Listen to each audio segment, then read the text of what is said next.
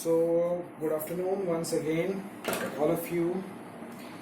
And I hope कि तुम लोगों ने बुक पढ़ लिया होगा जहाँ तक हमने किया है, नोट्स बना लिए हो अच्छे तरीके से, because the notes is the only thing which will help you in your exam में उतना गैप नहीं रहेगा एंड पूरा बुक रिवाइज करना along with question answers, formulas, numericals, physics वगैरह में, डायग्राम्स बायोलॉजी में, तो इसलिए नोट्स बहुत ज़्यादा हेल्पफुल रहने वाला है.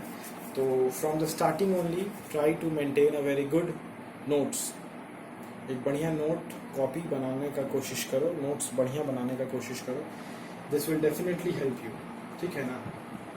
अब हम लोगों के पास एक टॉपिक बचा है, चैप्टर कंप्लीशन पे हैं हम लोग almost. The topic is homologous.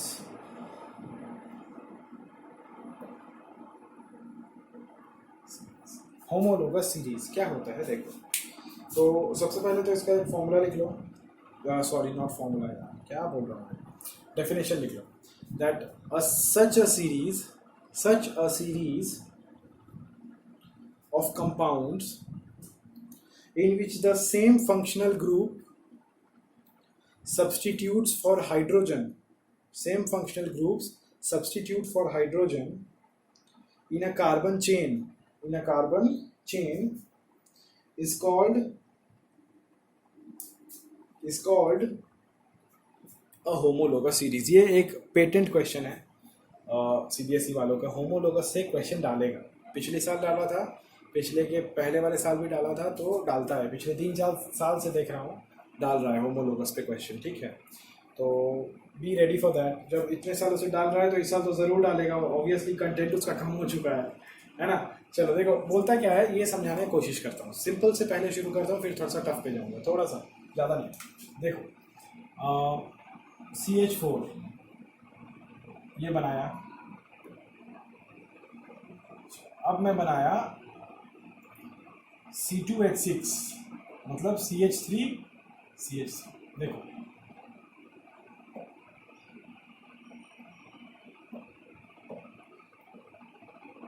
अच्छा सपोज मैं बनाया C4H10, C3H8.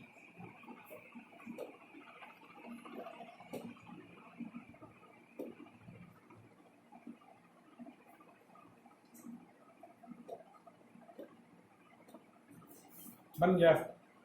कहने का ये मतलब है कि अगर तुम इस दोनों को देखते हो, CH4 और C2H6, है ना, तो तुम्हारा जो CH4 है ना, तो ये जो चौथा वाला हाथ है, एक हाइड्रोजन की जगह पे तुम देख रहे हो CH3 के बाद एक हाइड्रोजन की जगह पे CH2 आके बैठ गया है. हाइड्रोजन छोड़ दो, है ना, हाइड्रोजन की जगह पे एक्स्ट्रा एक CH2 आके बैठा हुआ है.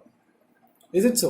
यहाँ पे भी तुम देखो कि इसके साथ अगर तुम इसको रिलेशन लगाते हो, तब इसके साथ इसका जो लास्ट का हाइड्रोजन वाला हैंड है और इसका लास्ट का हाइड्रोजन वाला हैंड है, तो फर्स्ट वाले चेन से लास्ट वाले हाइड्रोजन के बीच में एक तो CH2, यहाँ पे देखो 2 तो CH2.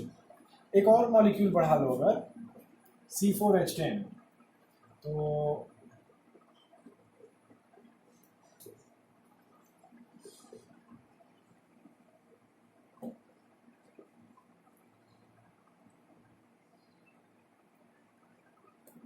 देखो इस CH4 के साथ इसके रिलेशन को देखो. CH3 तक तो ठीक है, लास्ट वाला हाइड्रोजन वाला हाथ यहाँ हाइड्रोजन है, तो इस CH3 और इस हाइड्रोजन के बीच में दोनों को जुदा कर दिया गया है ना.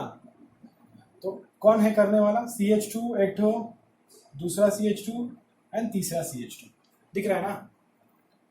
यहाँ पे 2 CH2, यहाँ पे 1 CH2. तो कहने का ये मतलब है कि जो मेरा हाइड्रोजन का हैंड, जो चुपचाप हाइड्रोजन आके इससे मिल जाता था, उस हाइड्रोजन के हैंड को सेपरेट करके, अलग करके कोई दूसरा आके बैठ जा रहा है यहाँ पे और हाइड्रोजन को दूर कर दे रहा है. Is it so? मतलब अपने भाषा में, बाद में डिफिनेशन के वाइज समझा दूंगा मैं तुमको. तो कहने का ये मतलब है कि होमोलोगस सीरीज.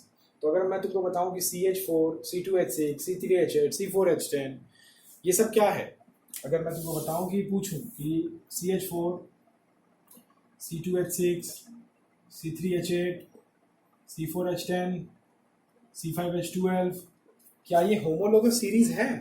हाँ या ना? तुम बोलोगे सर पता नहीं. सही बात है, पता नहीं है तो पता नहीं ना बोलोगे. सही बात है, ठीक है.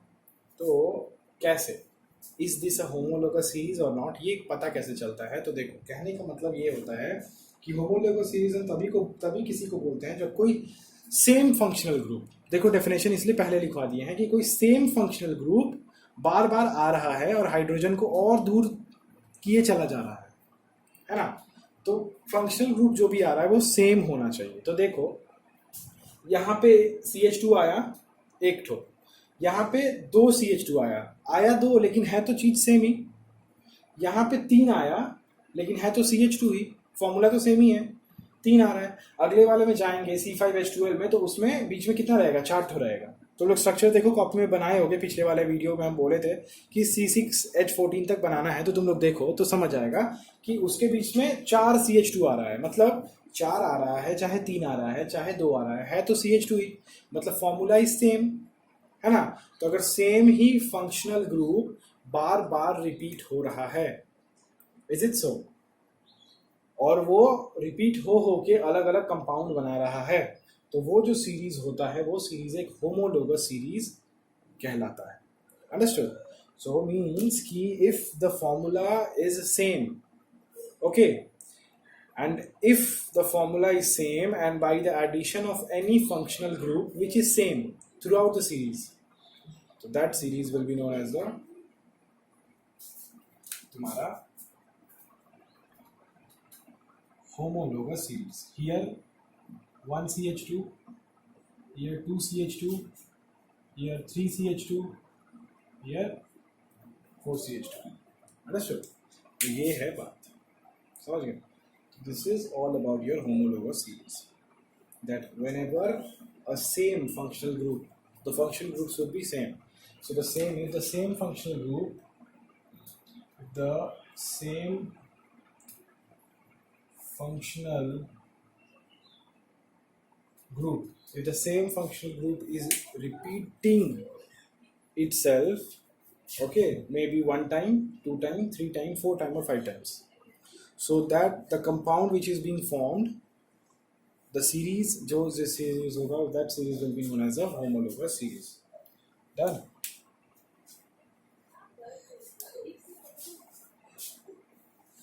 Okay.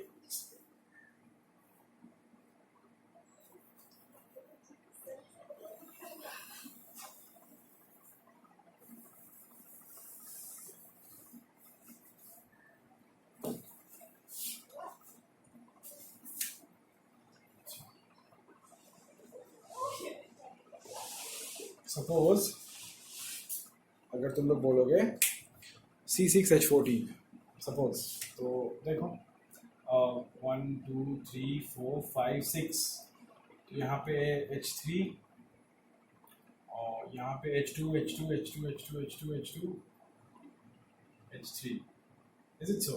1 2 3 4 5, तो यहाँ पे कितने हैं, 5 CH2. This means the series which is being formed, the functional group is repeating itself in each and every compound. यहाँ पे भी CH2 है, एक बार, यहाँ 2 बार, यहाँ 3 बार, यहाँ 4 बार, यहाँ 5 बार. अंडरस्टूड? तो कहने का मतलब है जब functional group is same, and अगर ऐसा है कि जो कंपाउंड बन रहा है उसमें फंक्शनल ग्रुप जो ऐड हो रहा है वो एकदम सेम बनते जा रहा है, तो वो कंपाउंड का जो एक सीरीज बनेगा, that series will be known as homologous series. बस इतना ही है. 1-2 मार्क्स का क्वेश्चन आता है, लेकिन समझना बहुत डीप में जरूरी है. समझ गया ना? तो डिफरेंस जो हुआ है उन दोनों में, किसी भी दोनों में, जैसे मानो मैं तुमको बताता हूँ कि the difference between C2H6 and C4H10, C2H6 बनाया था ना, अच्छा इरेज हो गया, छोड़ दो, ये दोनों सामने हैं. C3H8 एंड C4H10 में क्या डिफरेंस है? तो इसमें यही डिफरेंस है कि C3H8 में 1 2 तो CH2 है, एंड C4H10 में 3 तो CH2 है. तो इन लोगों का डिफरेंस है कि इन लोगों में एक CH2 जो फंक्शनल ग्रुप है वो कम है. अंडरस्टूड? तो ये दोनों में डिफरेंस है. तो अगर डिफरेंस सेम ही चलते चला जाएगा, समझ रहे हो, दोनों तरफ से समझाने की कोशिश कर रहा हूँ. आई थिंक पहला वाला बेटर है, माइनस वाला उतना बढ़िया नहीं जाता है. यप. तो अगर एक ही फंक्शनल ग्रुप बार बार अपने आप को ऐड करके नया नया कंपाउंड बना रहा है, तो उस कंपाउंड्स को अगर हम लोग एक सीरीज में अरेंज करें तो that series will be known as the homologous series. That's all. Understood? यही बात है ना? चलो, अब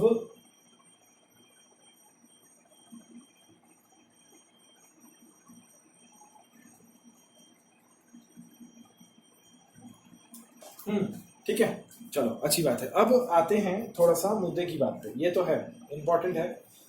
क्वेश्चन ये पूछेगा कि होमोलोगस सीरीज क्या होता है, what is a homologous series and what are the characteristics या फिर प्रॉपर्टी क्या होता है उसका, ये सब। अपार्ट फ्रॉम दैट देखो कुछ कुछ बात बता देते हैं कि जैसे कि होमोलोगस सीरीज हम लोग बना रहे हैं, मीन्स C3H8 C6H14 चेन बढ़ाते जा रहे हैं। तो चेन बढ़ाने से क्या हो रहा है, उसका मॉलिक्यूलर मास बढ़ रहा है।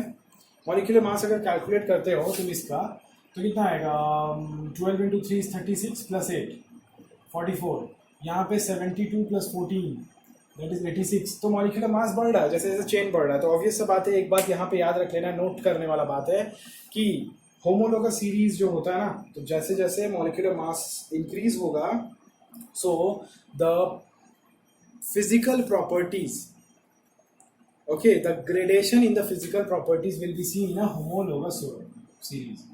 लिखो the gradation in the physical properties of the homologous series is seen as the molecular mass is increasing. Done.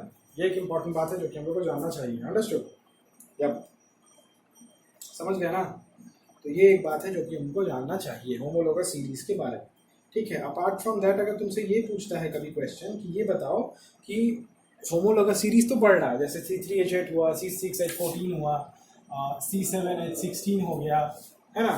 तो केमिकल प्रॉपर्टीज में क्या कुछ अंतर आएगा, तो तुम लोग बोलेगा कि नहीं आएगा। जनरली आता है, हायर क्लासेस में जाओगे तो पढ़ोगे कि नहीं आएगा।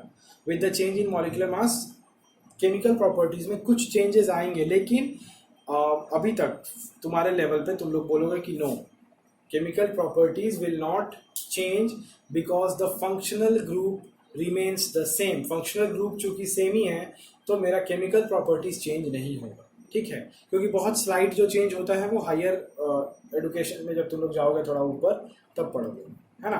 तो लिखोगे कि केमिकल प्रॉपर्टीज के बारे में अगर बोलता है तो बोलोगे कि no, chemical properties does not change in a homologous series, but physical properties changes because the molecular mass is changing.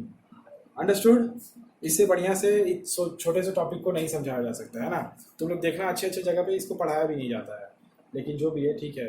बाकी के मुकाबले मेरा कुछ बात अलग है, ऐसा हम मानते हैं। तो इसलिए चलो कोई नहीं, पढ़ाना बच्चा लोग को जनरली मेरा मोटिव है कि सिखाना, है ना। सीख जाओ, बाकी सब हो जाएगा ठीक ठाक। चलो, तो ये था बात। अपार्ट फ्रॉम दिस इसमें अब कुछ भी नहीं है पढ़ने लायक। अच्छा चीज़ था, लेकिन तो अब नहीं है तो क्या करने का, है ना। सिलेबस में नहीं है तो पढ़ना भी नहीं है। तो यही है पूरा चैप्टर। इसको अच्छे तरीके से जो भी रेफरेंस हो तुम लोगों के पास, तुम्हारे पास जो भी है, प्रदीप वगैरह जो भी है, तो उससे अच्छे से पढ़ लेना है। मैं क्वेश्चन सेंड कर दूंगा, क्वेश्चंस को कर लेना है, समझ गए ना। तो बस that's all for this chapter and बस देखते हैं फिर नेक्स्ट चैप्टर के बारे में। ठीक है, तो take care and keep studying. Okay, चलो bye, have a good day.